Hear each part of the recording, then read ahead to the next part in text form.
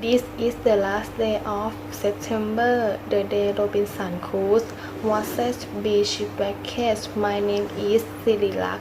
This is CNN Today's News. We start today in the Middle East Afghanistan news. President Ashraf Ghani was born in yesterday. The country will actually have two leaders. Both Ghani and Abdullah were bitterly divided over who actually wants Afghanistan's presidential action.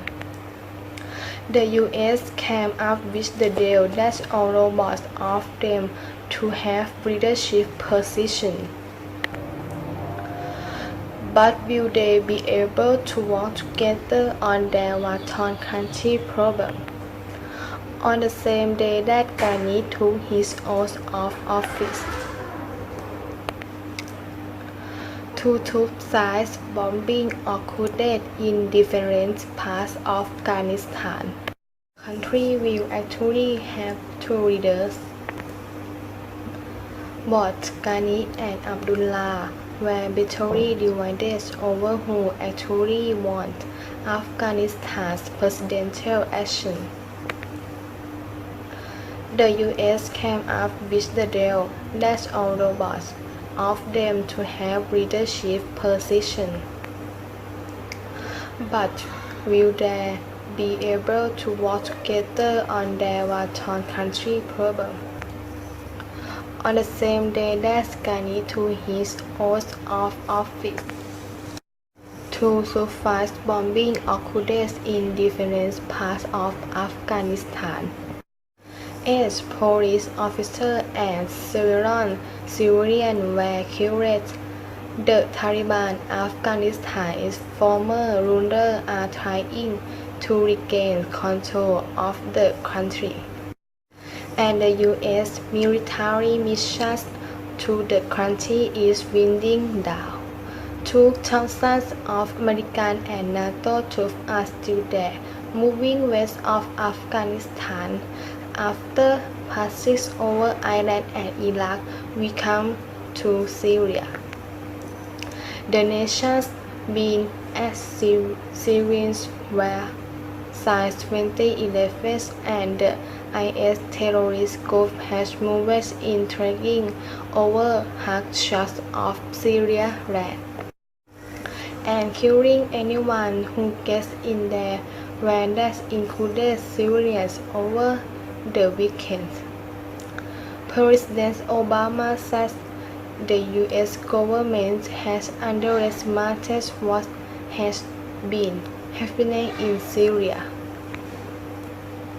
But despite U.S. raids as attacks against IS in Iraq and Syria, the terrorist group continues to talk over more territory. Near Syria's northern border with Turkey, a CNN reporter described what the rocket-like cloud of cruise watches from Turkey.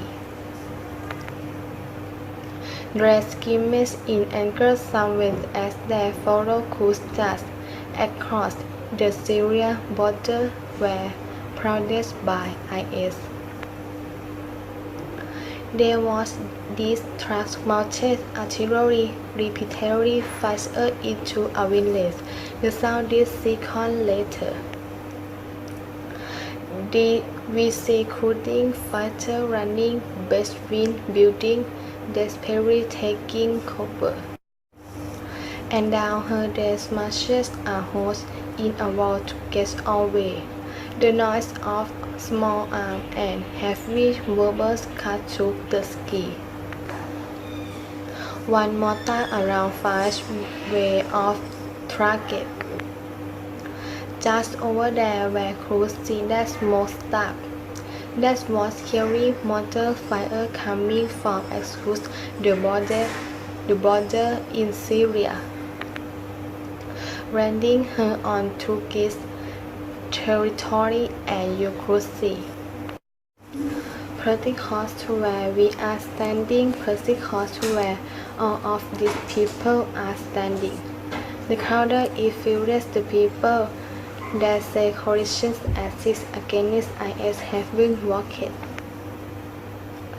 The terrorists are coming and shooting the old people and killing the women here, killing the child here. These IS fighters are advancing from the east to Kobania, its major city in this region. On Friday, we saw IS trying to move in from the west and they are attacking from the south too. Crews on both sides of the border filled Kobani will fall unless international airport will stop IS quickly. People were seen in on the Turkey and Syria border. Thank you, CNN.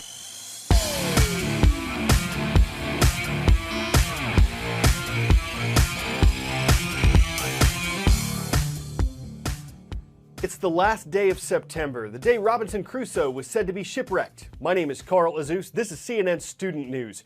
We start today in the Middle East. Afghanistan's new president, Ashraf Ghani, was sworn in yesterday. The country will actually have two leaders. Both Ghani and Abdullah were bitterly divided over who actually won Afghanistan's presidential election. The U.S. came up with a deal that allows both of them to have leadership positions. But will they be able to work together on their war-torn country's problems? On the same day that Ghani took his oath of office, two suicide bombings occurred in different parts of Afghanistan. 8 police officers and several civilians were killed. The Taliban, Afghanistan's former rulers, are trying to regain control of the country, and the U.S. military mission to the country is winding down, though thousands of American and NATO troops are still there. Moving west of Afghanistan after passing over Iran and Iraq, we come to Syria. The nation's been at civil war since 2011, and the ISIS terrorist group has moved in, taking over huge chunks of Syrian land and killing anyone who gets in their way. That includes civilians. Over the weekend, President Obama said the U.S. government had underestimated what had been happening in Syria. But despite U.S.-led airstrikes against ISIS in Iraq and Syria, the terrorist group continues to take over more territory. Near Syria's northern border with Turkey, a CNN reporter described what that looked like. Crowds of Kurds watched from Turkey. They screamed in anger.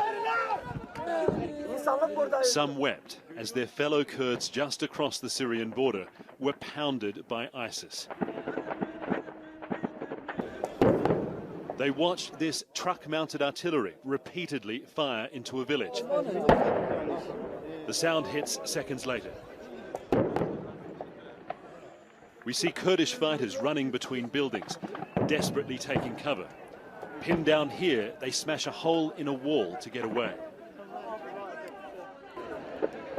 The noise of small arms and heavy weapons cuts through the sky.